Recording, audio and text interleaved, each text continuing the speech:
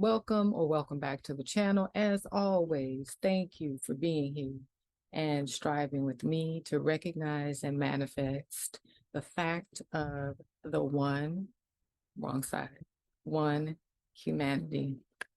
Um, let's try to reorient our thinking in terms of evolution. And I know that I am guilty of doing this myself, and it takes practice to really begin to think from the universal or the macrocosm to the microcosm, rather than the approach that I think humanity, for as long as we can remember, has had, which is to think from the specific to the universal. And so what thinking from the universal to the specific allows us to do is understand ourselves as part of a single unit that we call humanity, itself a part of a greater unit that we call our planet. And so I use the words planetary, logos, and God interchangeably. So whichever you're comfortable with, or neither of those, and you have your own terminology, go for it. But when I think about the universal, I am thinking about our planetary logos, or what we call God. And God is not a stagnant being itself. God has not reached an epicenter of perfection either. Our God, our planet, is also part of a solar system, which is another God or larger, greater, more expansive body. It is on its own evolutionary path as well. So if we think of these sort of like Russian dolls, you know, the individual human inside humanity, inside the planet, inside the solar system, inside something greater than that, we can get a greater sense of our part within this greater whole. So if I'm thinking about God, relegating that terminology to our planet, what God in its evolutionary purpose is doing is also expanding. And part of that expansion requires it to control and evolve the lives within it. And so if our planet, God, is evolving slowly in time, that is far too expansive for us to really calculate. But if the intention of God is to evolve the many lives upon our planet, including the subhuman kingdoms and the human kingdom, then we can start to, I think, better get a sense of our own individual pathway to being able to consciously participate in God's will and plan for this planet. So God is trying to evolve the consciousnesses, which include the mineral kingdom, the vegetable kingdom, the animal kingdom, the human kingdom. As part of that process, when humanity as a whole is able to recognize itself as a cohesive unit within this greater planet or within God's body, what it allows us then to do is take up our own responsibility, which is to then consciously participate in helping to evolve the subhuman kingdom, the lives of the subhuman kingdoms. The way we can start to think about this in our own lives is, as I've said before, we are both human and divine. We are an intermediary in these human physical forms that bring together spirit and matter. Matter is what you see here, and spirit is what you feel in here. It is the higher energy that has brought us into being. It is the immanent God within us that gives this form life. And so if we are the intermediaries upon this planet between spirit and matter, what we are doing within ourselves when we come into that recognition is blending and fusing those two. What that means is the moment we recognize ourselves as a spiritual being, we begin the process of conforming our material selves, our human selves, conditioning our human selves to better express the impetus of our spiritual being. So the spiritual being may have distinctly different qualities that it wants to express over any given lifetime. But our goal as a human being is to perfect our form, whatever that is. And you don't do it in one lifetime, but over many lifetimes to increasingly perfect the form so that what you end up seeing is ultimately a nearer perfect example and expression of our inner immanent God, our inner divine nature, our inner spirit. Obviously, this takes many lifetimes to facilitate, but in reorienting our thinking, instead of thinking of ourselves as these evolving beings starting from sort of this specific place and reaching higher and higher, maybe we can assume the role of an already awakened spiritual being. And in that assumption, we can then take control, take ownership of evolving the lower lives that make our bodies up, which would include our physical body. So beginning to take greater ownership of physical perfection, not in a get surgery sort of way, but in really controlling our physical appetites and not allowing those appetites to control us.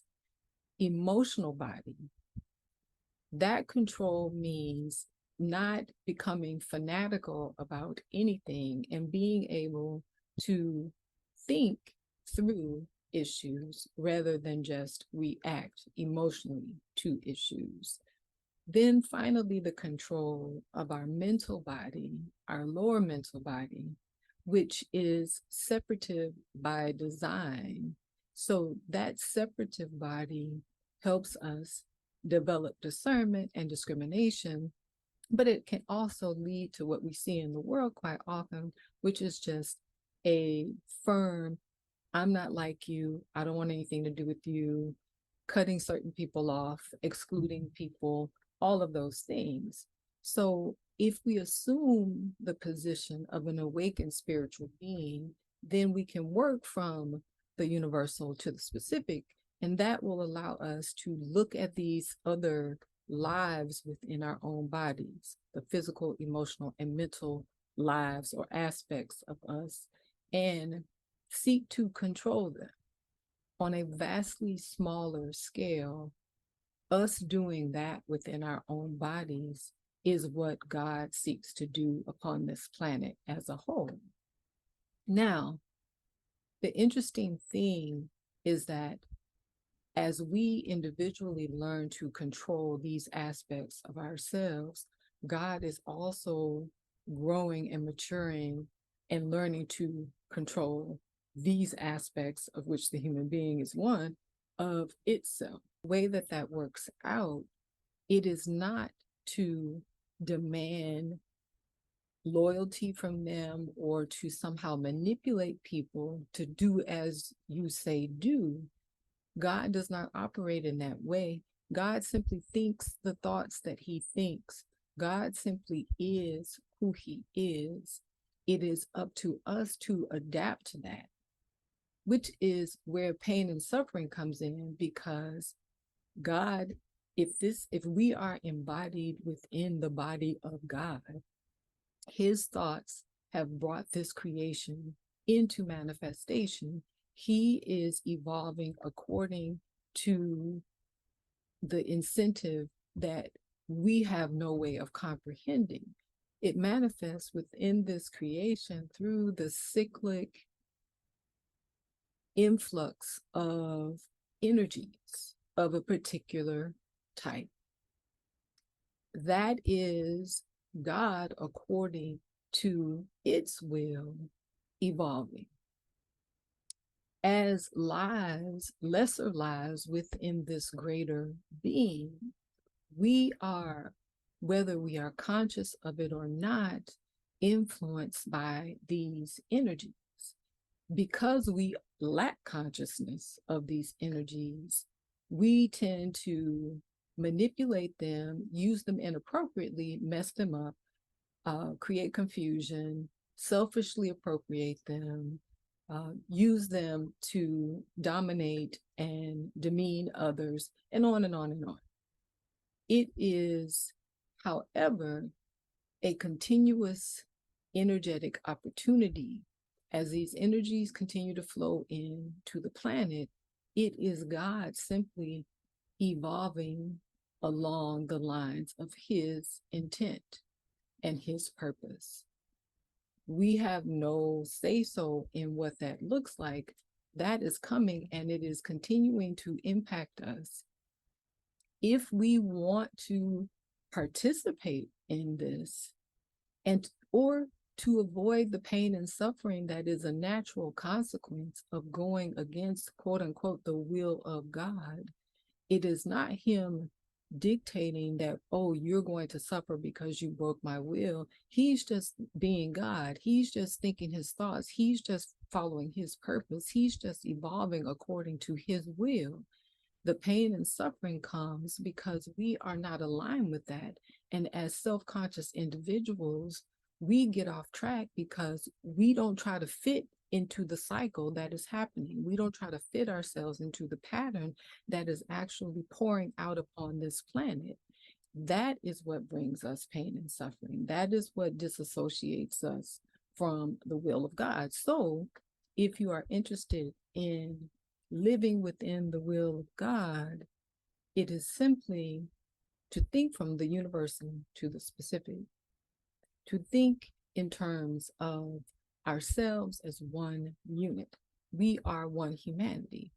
When we recognize ourselves as part of one humanity, what it positions us unitedly to then do is to participate and cooperate with the will of God, not just as individuals, but as a collective whole.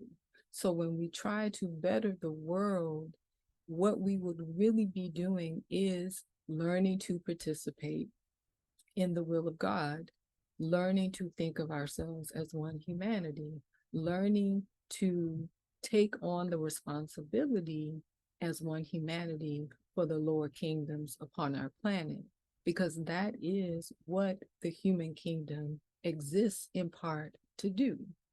Without that, it doesn't matter how much we try to develop laws, policies, manipulate various things in our environment, elect some people, not elect other people.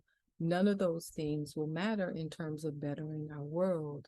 Bettering our world has to be us collectively learning to think of ourselves as one humanity within the greater whole of our planet, and understanding that these cyclic forces and energies that pour into our planet are for the use of our collective evolutionary development.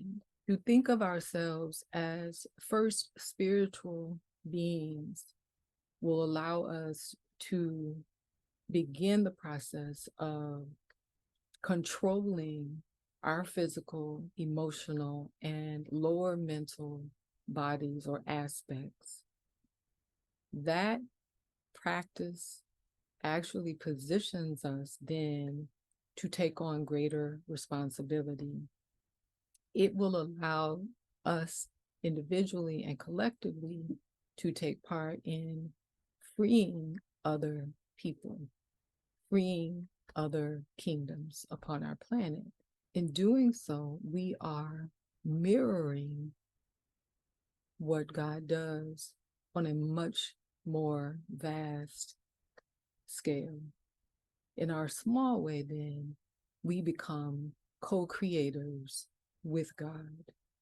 We subdue our own personal will into the will of God, individually and collectively, when we recognize ourselves as part of this greater whole, when we recognize ourselves as part of the one humanity.